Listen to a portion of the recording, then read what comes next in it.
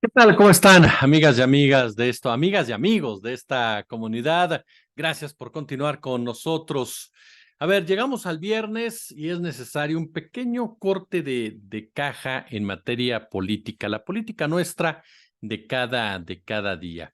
Xóchitl Gálvez, la candidata más fuerte de la oposición para contender por la silla del Águila y que ha tenido una especie de explosión, de boom en el sector de la ultraderecha, ese sector que representa alrededor del 30%, más o menos, 30% del votante en nuestro país. Según los datos, según las encuestas, si nos basamos en todas las que han venido presentándose y hacemos una especie de pool al respecto, nos queda claro que Gálvez sí ha logrado ya consolidarse como la figura más importante de la ultraderecha mexicana, ¿no? Del frente opositor, pero que no ha logrado permear en un sector que es fundamental, determinante, para poder arrebatarle votos a Morena y que se encuentra bastante lejos de convertirse en una candidata competitiva frente a cualquiera de las tres principales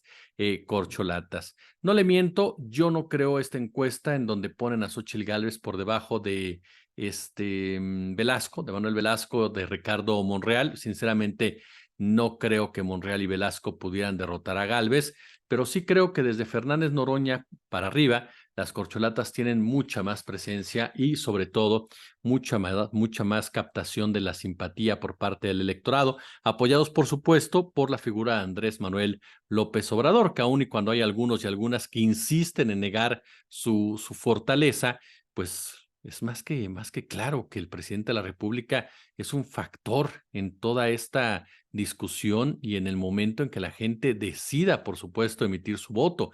Estamos en un escenario en donde 2024 tendrá mucho de 2018 y de 2012, así como de 2006.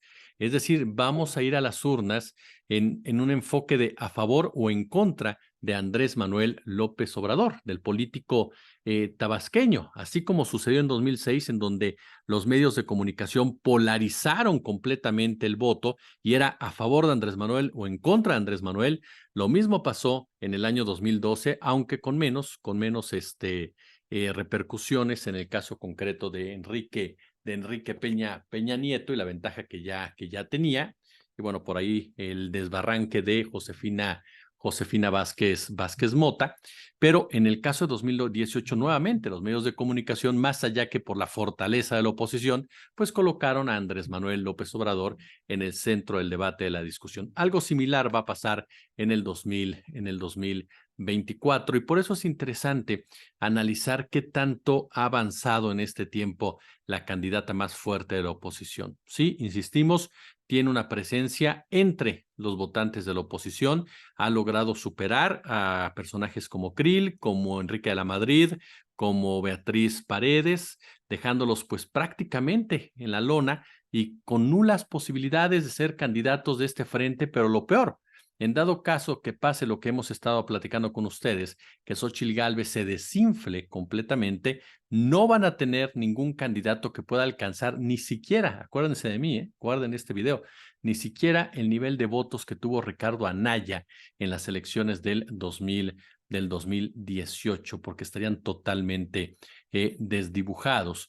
Gálvez ha logrado con una campaña anti-López Obradorista abiertamente, confrontación directa con el presidente, convencer a algunas de las voces al interior precisamente de su partido y de su corriente política. Sin embargo, cuando se hace el cruce con Adán Augusto, con Marcelo Ebrard y con Claudia Sheinbaum, sobre todo con estos dos últimos, sí hay una diferencia sustancial, sí hay una diferencia prácticamente de 3-1.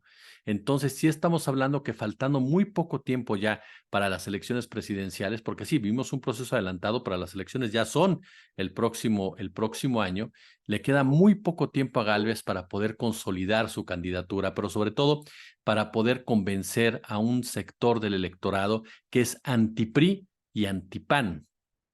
Ojo con este detalle, porque está el sector López Obradorista, está el sector anti-López Obradorista, está el sector priista y panista, pero está el sector anti-PRI y anti-PAN, que es superior al sector PRI-PAN. Ajá. Los antipriistas y antipanistas son más que los priistas y panistas. Entonces, ¿cómo vas a convencer a este sector cuando te apoya el PRI y el PAN? Es una incongruencia, en realidad, cuando tus ideas y tus conceptos están completamente vinculados a procesos, a proyectos, a narrativas que han resultado completamente fracasadas y falaces en todas las elecciones durante todo este periodo. Ahora, de las corcholatas, la que sigue apareciendo en primer lugar es Claudia Sheinbaum. Algunos les dan mucha ventaja sobre Marcelo Ebrard, otros no tanto, pero lo cierto es que Sheinbaum, vamos a este escenario, que Sheinbaum se perfilara como la candidata de Morena, a final de cuentas. Si Sheinbaum no comete errores, escoge bien a su equipo de campaña y sobre todo logra aglutinar a las demás corcholatas que perdieran en la encuesta, Sheinbaum no debería tener ningún tipo de inconveniente para derrotar a Xóchitl Gálvez. Esa es la realidad de las cosas. Y lo mismo pasa con Marcelo Ebrard Casaubon. Por lo tanto, veremos qué es lo que sucede. Y un tercer factor para terminar y ya poder abrazar abiertamente a Luca, es Movimiento Ciudadano. Si Movimiento Ciudadano lanza a su candidato, es decir, si lanza a Luis Colosio, como ya comenzaron a manejarse nuevamente, Gálvez no tiene opción alguna. Las ya de por sí pocas posibilidades de alcanzar una candidatura competitiva se reducirían completamente, porque se atomizaría el voto anti-Morena, anti-López Obrador, y el Movimiento Ciudadano sí podría arrancarle un pedazo, tal vez no para desbancarlo de una segunda posición, pero sí por lo menos para quitarle alrededor de 5, 6 puntitos que en una competencia de esta naturaleza pues siempre pesan bastante. Por eso es que el PRI y el PAN están enajenados, junto con Claudia X González, de que Movimiento Ciudadano se incorpore precisamente a su candidata y que no lance su propio camino, porque saben perfectamente las consecuencias que esto va a traer en lo que es la atomización del voto. Así que vamos a ver qué es lo que sucede todavía en los próximos días, en las próximas semanas. Ya estamos entrando en una recta final, podríamos decir así, no, final intermedia, ¿les parece bien? Intermedia para la definición de los respectivos candidatos, aun y cuando en el caso de la oposición, insisto, pues parece que está perfectamente ya definido quién será su representante, con todo y el desgaste tan grande que ha tenido en tan poco tiempo una mujer que no era para la candidatura presidencial, pero que el ego, la soberbia y sobre todo, la mano del presidente de la República la llevó a creer que podía ser presidenta.